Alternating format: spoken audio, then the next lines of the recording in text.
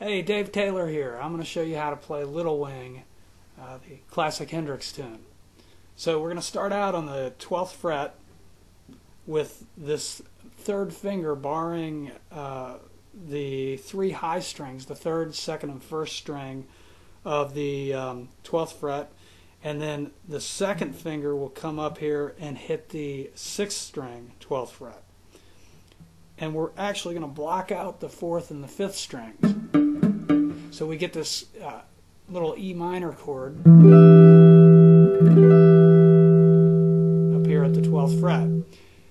We're going to start with some ghost notes or dead notes where we just dampen the strings with a downstroke. And then on the upstroke we're going to put the pressure on that chord with the left hand so that the chord rings out, and we'll get this. When we hit that, we want to slide down basically just off the neck. I mean, just keep sliding till you run out of room. And at the end of it, hit your low E string with a downstroke.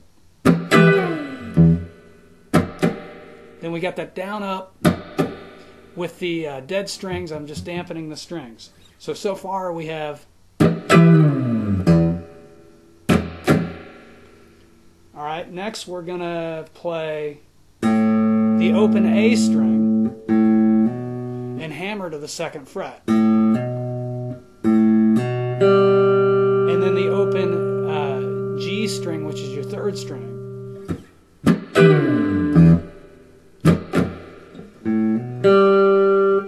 A, then a B on the 2nd fret, then the open G.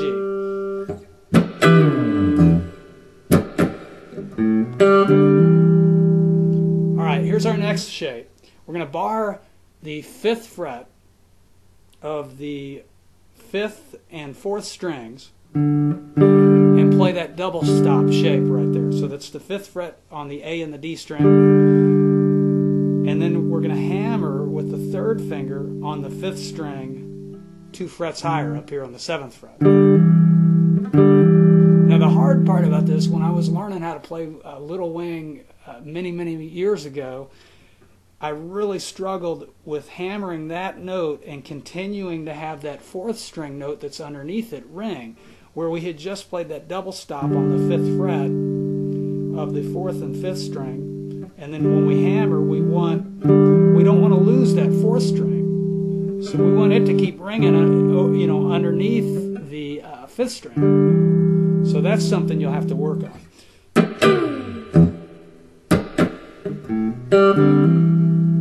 So after that, then we got the same type of double stop, except it's on the 3rd and 4th strings instead of where earlier we had the 5th and 4th. Now we're on the 4th and the 3rd.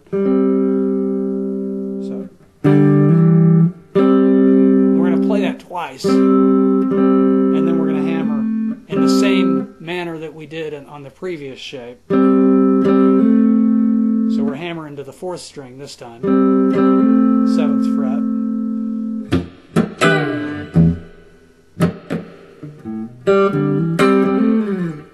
So that's what we have so far.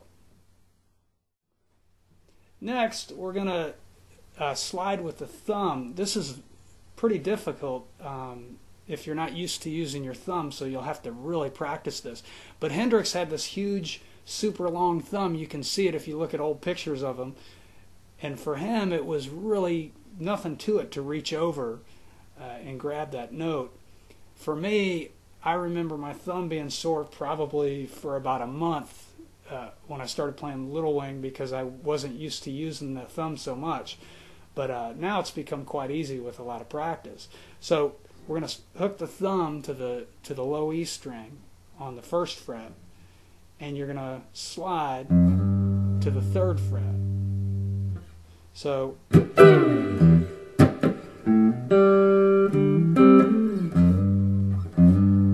from there, I'm going to get the third finger on the 5th fret of the 4th string, and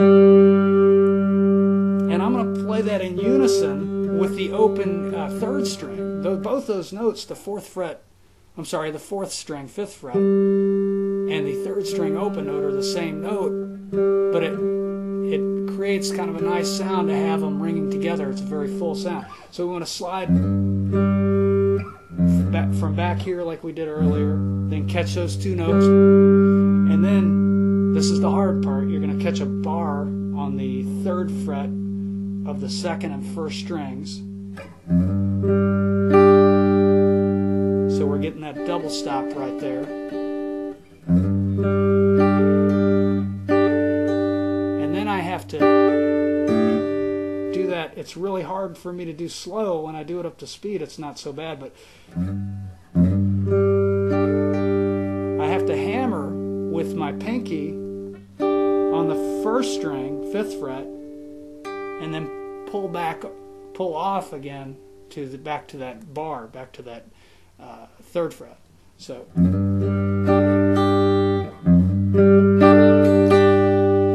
once you come back, then once you do that pull off, then you're going to hit those 2 notes again, but all within that chord shape.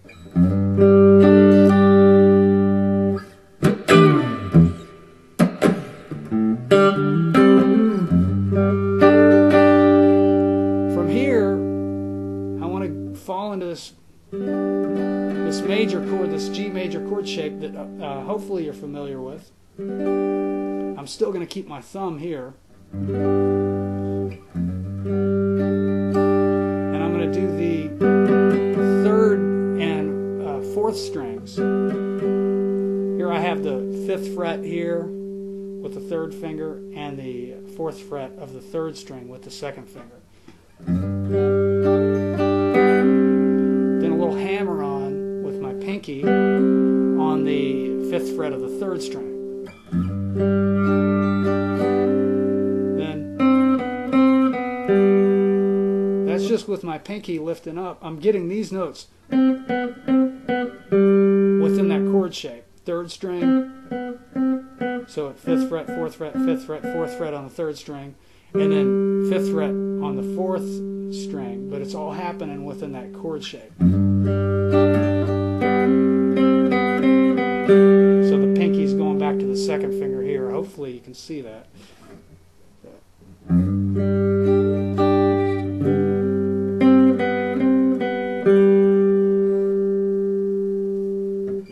Then the open A string is next.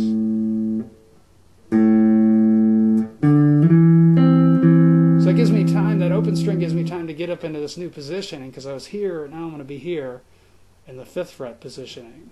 So I was down here in 3rd fret position, then jumping up to 5th fret.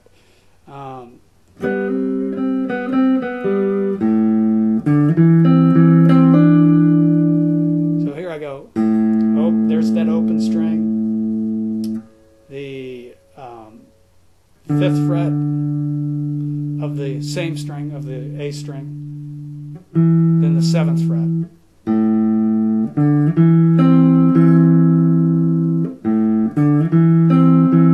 And I'm going to the 3rd string. I'm skipping over the 4th string. So 5th string, then right here is 3rd string,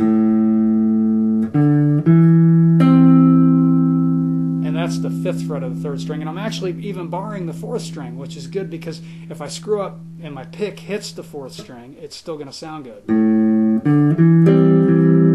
But I usually try to hit just a single note there. And then I'm coming back to that note again. And then back to the 3rd string note that I have here again. Now I'm hammering with my pinky on the 3rd string on the 7th fret. And then back again to this note on the 7th fret of the 5th string. Very slowly I'll do that, because it's I'm hoping I don't lose you here.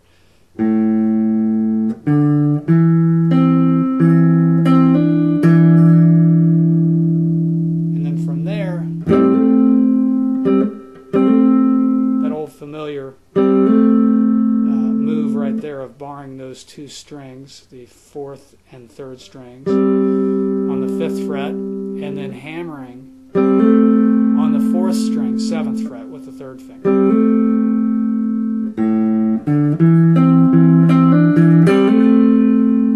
From there, I'm moving that shape up, towards the ceiling 1 string. So really lower a string because the pitch is getting lower, but direction-wise, I'm moving up. So that I'm here,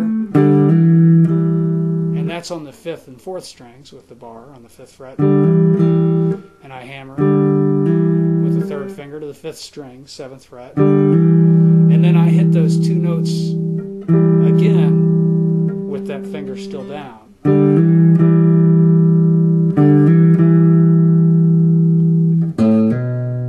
Now I'm going from the 5th fret to the 7th fret of the 6th string with a hammer-on. And then you just want to slide off the neck. So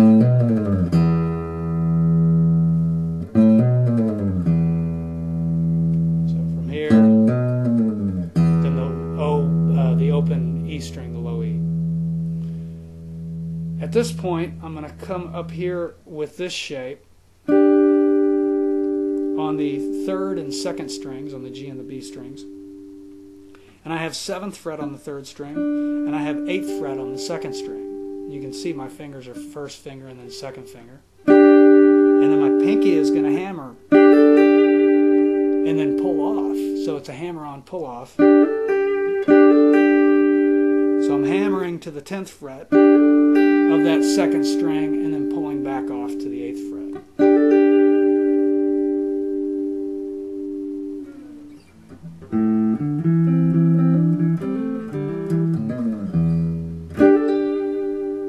Little vibrato there.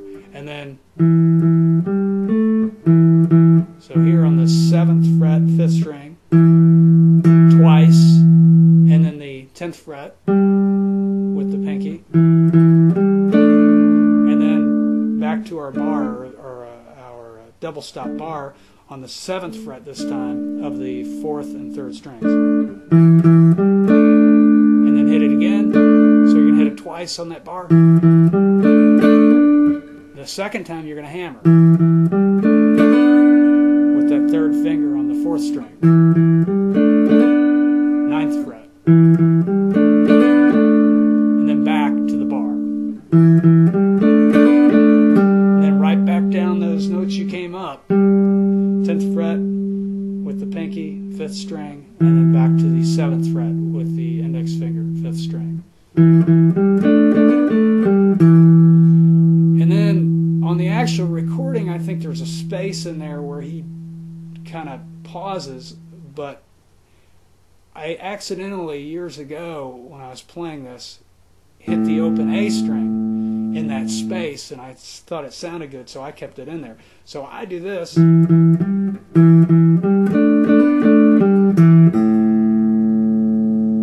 you can leave that out if you want. You can just skip over that open A.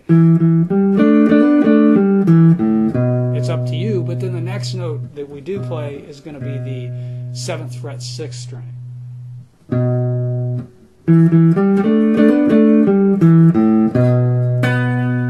Up an octave to the 9th fret on the 4th string.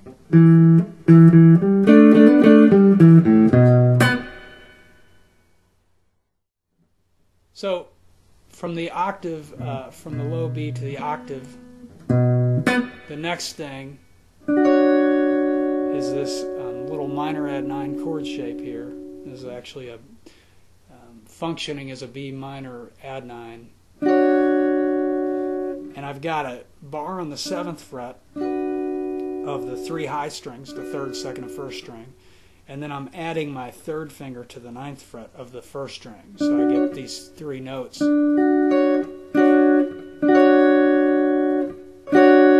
after I strike those, then I'm going to go to the pinky on the 1st string,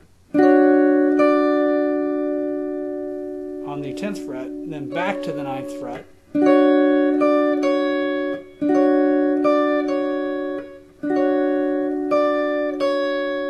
And then the pinky will go to the 10th fret of the 2nd string. So,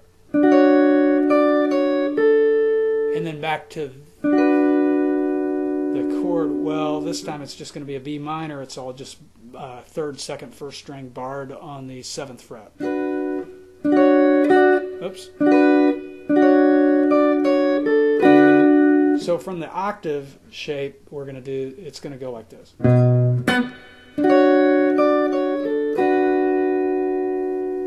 Then I'm going to walk back to a major chord, a B flat major chord right here. So the frets are on the 3rd string, 7th fret, and then on the 2nd and 1st strings I'm barring the 6th fret. It's just a little walk back that kind of leads us to the next chord. So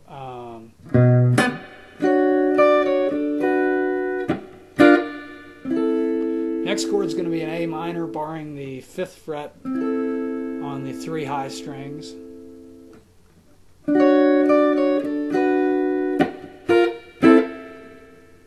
And it's a little short chord. You want to play that kind of staccato, just real short. Then come up here, barring the 5th, barring the 5th fret of the 4th and 3rd strings. But we're going to add the 3rd finger on the 4th string above that bar on the 7th fret. So we want to get the 4th and the 3rd strings to ring together. So I'm getting the 7th fret of the 4th string and the 5th fret of the 3rd string. Then I'm reaching up here, big stretch, reaching up with my pinky on the 9th fret of the 4th string, and I still want to hear that 5th fret of the 3rd string ringing in with this. It's a very ugly, dissonant sound, but it works because it's only there for a split second, so it's a nice effect within the actual song, or within the intro of the song. Wouldn't sound good to stay there, as you can hear. So from here, then adding, then taking the pinky back off and coming back to the original shape there, and then coming back to just the bar on those 2 strings on the 4th and the 3rd string, barring the 5th fret. So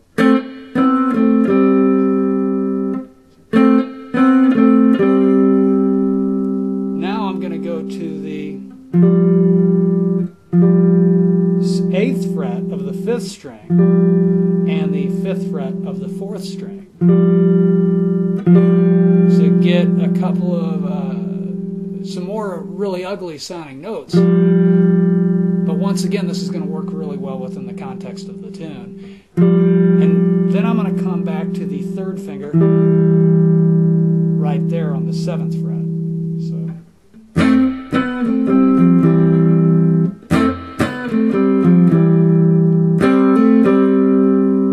So after I play that, I've got the bar on the 5th fret of the 4th and 3rd strings, and then hammering to the 7th fret of the 4th string. Once again, there's that old familiar shape that turns up in quite a few places in this intro. And then back to the 5th fret of both strings.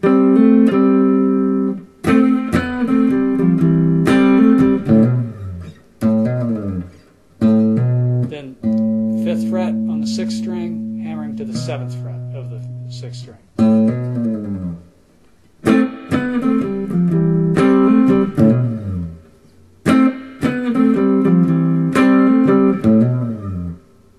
And with that slide down again. So from there, we're going to hook the thumb on the 6th string, 1st fret, and slide it to the 3rd fret like we did earlier.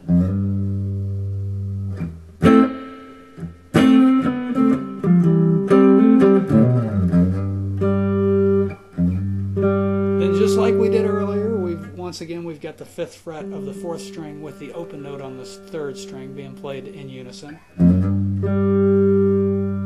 Now I have my 1st finger on the 3rd fret, 2nd string, and my pinky finger, my 4th finger, is up here on the 5th fret of the 1st string. To get this really nice Hendrixy chord, he used this quite a bit, and not just in Little Wing, but in other songs as well.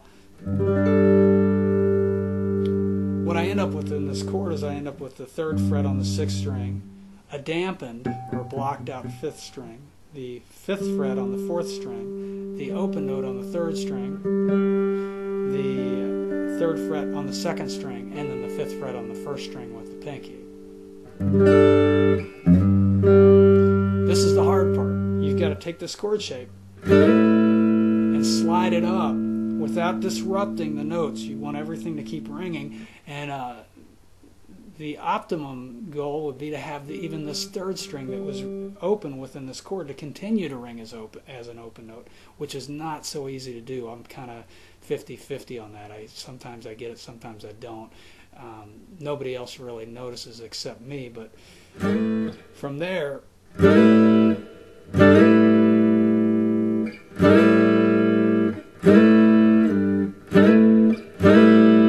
actually, I kind of think it sounds better if I deaden that 3rd string now that I hear it. You can choose. It can continue to ring, or when you slide up, it can dampen either way. So I want to actually slide up and slide back, but I've only struck those notes the first time, or I've only hit that chord that one time. So you notice I hit the strings, slide up, slide back. Then I'm going to hit it, so it's sliding up 2 frets, same chord shape. So from the 3rd fret position, sliding up to the 5th fret position, and then sliding back. Now I'm going to hit it again in that 3rd fret positioning, and slide back 2 frets, so I'm down here at the 1st fret with that same shape.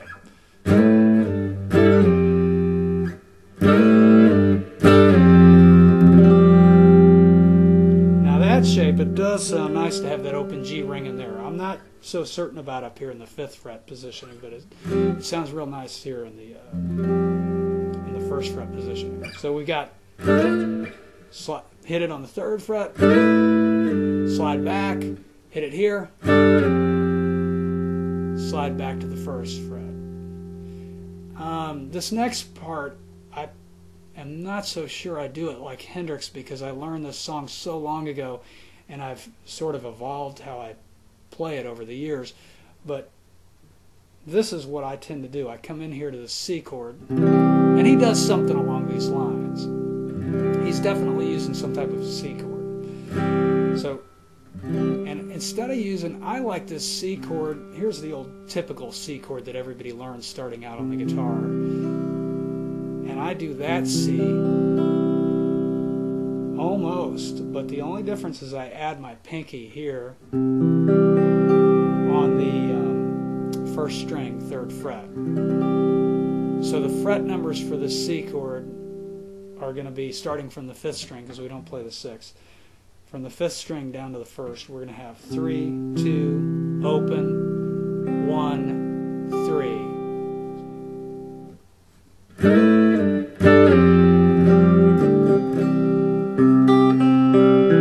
So I usually do something like that. Just strum the chord, maybe hit the low 5th string within the chord, and then staying within the chord, just sort of rake with upstrokes on the high strings and moving in this direction.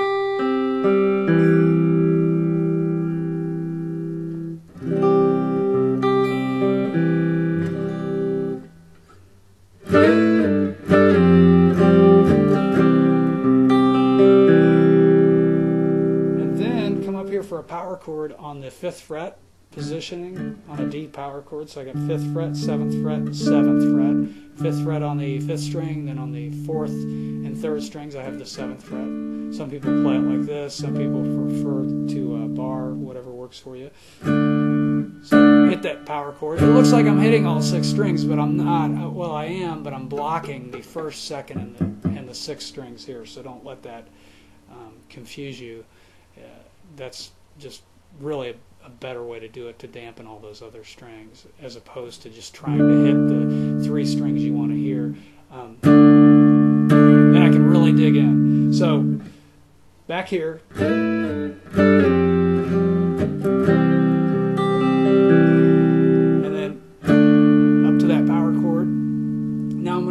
to separate that power chord in my thinking to where I have the low root note here on the 5th string and then the 2 higher notes here. And I'm going to go between those, which is, I think this is what Hendrix probably does. Like I say, I haven't listened to the actual song in a long time.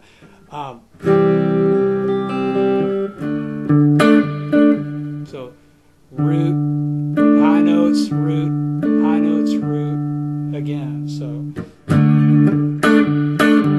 kind of with a down up picking motion there.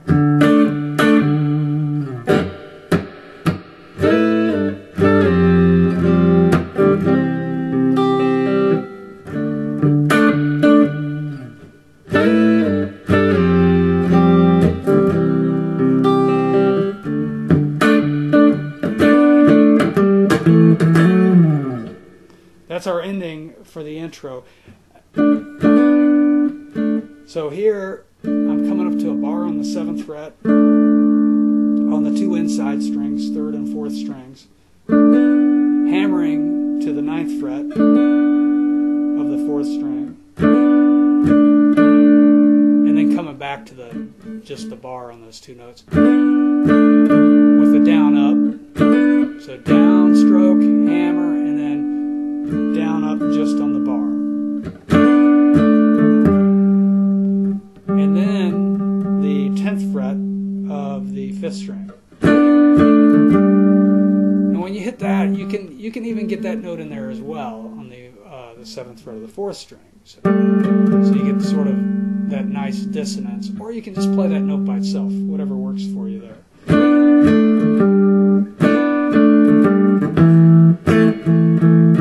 Now I'm back to a bar on the 5th and 4th strings on the 7th fret. And then hit those again and hammer to the 9th fret on the 5th string and then slide down. At this point, this is when he goes into the vocal. Everything up to that point is sort of the intro for the song. You'll notice I put some funky ghost notes in there too. You know, this sort of thing, as opposed to just going, which sounds okay, but it's a little bit weak. I mean, if I put in that sort of thing in between some of the notes, it helps to drive the rhythm.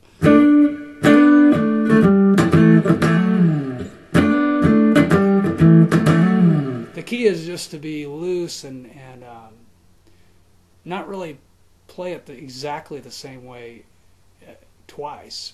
Hendrix certainly didn't play it the same way twice. He was always changing it up and just playing a little bit in the moment, you know, kind of keeping that spontaneity that is such a critical part of any good rock guitar player. So that's the lesson for Little Wing. Hope you guys enjoyed it. Thanks for checking it out, and I'll see you next time.